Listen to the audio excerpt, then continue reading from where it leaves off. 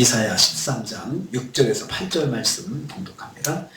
이사야 13장 6절에서 8절 말씀 같이 봉독합니다. 너희는 애곡할지어다. 여호와의 날이 가까웠으니 젖는 자에게서 멸망이 임할 것이미로다. 그러므로 모든 손이 힘이 풀리고 각 사람의 마음이 녹을 것이라. 그들이 놀라며 괴로움과 슬픔에 사로잡혀 해산이 임박한 여자같이 고통하며 서로 보고 놀라며 얼굴이 불꽃 같으리로다. 아멘. 아멘. 오늘 말씀도 이 바벨론에게 주시는 말씀입니다. 여호와께 심판받을 바벨론에게 이제 어떤 행동을 취해야 할지 말씀하시는 걸 내용을 하고 있습니다. 이제 여호와의 심판이 갈 것이니까 그때는 너희들은 이렇게밖에 할 수 없을 것이다 말씀합니다. 첫째로 그들은 당장 애곡하는 길밖에 없다고 했습니다. 6절 말씀입니다. 너희는 애곡할지어다 이렇게 말씀했습니다. 여호와께 심판받을 바벨론에게 주시는 말씀입니다. 애곡한다는 말은 초상을 당하는 사람같이 슬피 우는 것을 말합니다. 사람이 죽거나 절망적인 상황에서 애통하며 슬프게 부르짖는 모습을 말합니다. 왜 그렇습니까? 여호와의 날이 가까웠기 때문이다 라고 했습니다. 심판날이 가까웠기 때문입니다. 그날은 아무 소망도 없고 비통한 날이 될 것이기 때문입니다. 피할 길은 없다는 뜻입니다. 피하지 못하고 심판을 당할 것이므로 애곡하며 당하는 수밖에 없을 것입니다. 비참하고 고통스러운 날이 될 것입니다. 여호와께서 그들에게 심판을 행하시기 때문입니다. 누구도 거기에 대해서 저항할 수가 없는 것이죠. 여호와의 심판의 때는 애통하며 우는 것 외에는 할 길이 없습니다. 그러니까 그때는 너희들이 애곡하고 그 수밖에 없을 것이다.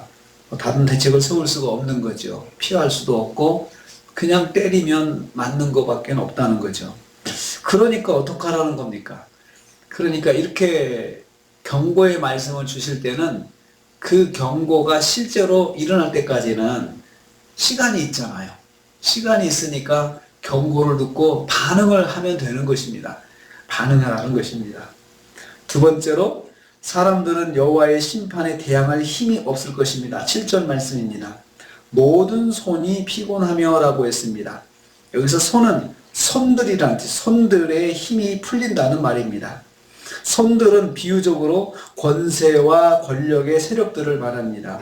하나님을 대적하여 스스로 높이고 있는 자들, 스스로 높여서 하나님을 대적하는 자들, 이들이 자랑하던 권세로 하나님의 심판에 대항하지 못하게 됨을 말합니다. 깊은 무력감과 공포에 사로잡혀 모든 것을 자포자기하는 상황이 올 것입니다. 또한 그들의 마음은 황폐하게 되어서 약해지고 낙담하게 될 것입니다. 너무나 두려워서 모든 것을 포기한 상태가 될 것입니다. 그들은 어떠한 일도 할 수 없을 뿐만 아니라 또 그 어떤 대책도 내놓지 못하게 될 것입니다. 그래서 각 사람의 마음이 녹을 것이다. 손에 힘이 풀리고 권세 있는 자들의 그런 마음이 녹아서 아무 생각을 할 수가 없는 거죠. 왜냐하면 대책을 세워봐도 거기에 절대로 대항할 수가 없기 때문인 것이죠.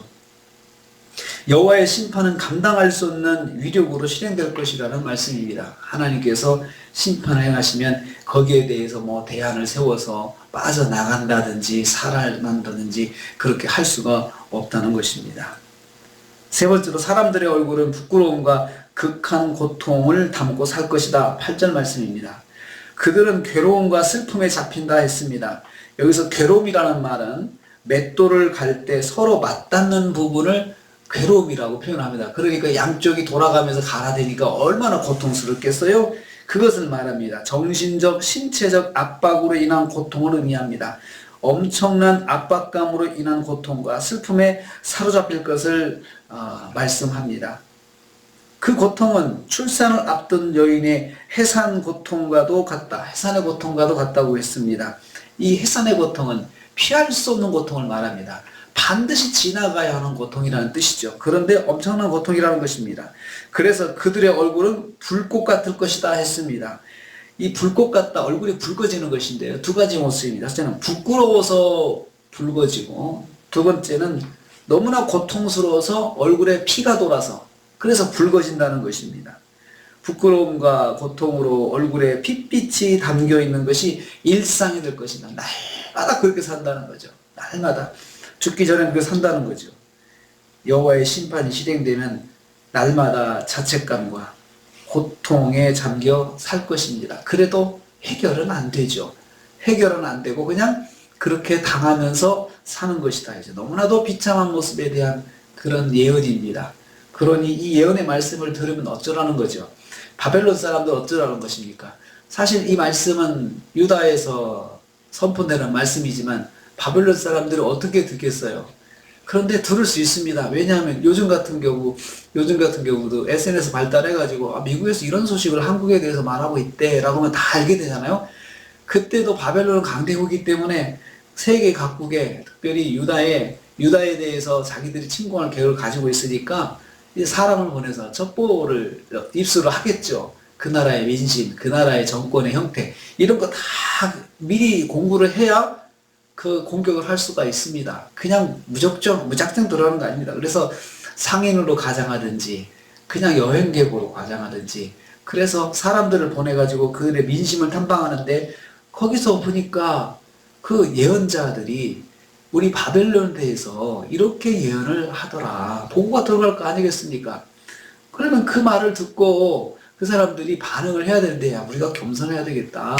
거기 하나님의 예언자들인데 그렇게 해야 되는데 그들은 그런 말을 듣고 무시했습니다.